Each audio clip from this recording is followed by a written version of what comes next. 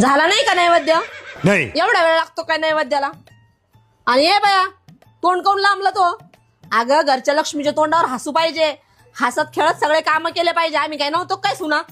आम्ही सुना होतो ना, तर सासू पुढं असं हसत नाचत खेळत खेळत काम करायचो. अच्छा.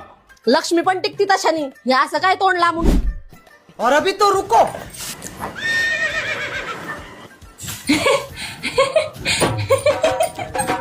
ये क्या है?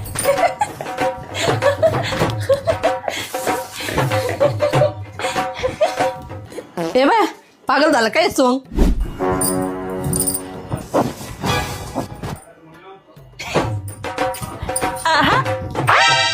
ओहो, झालं तुला. ए माय, आज काय याड धुल्ल्यासारखं?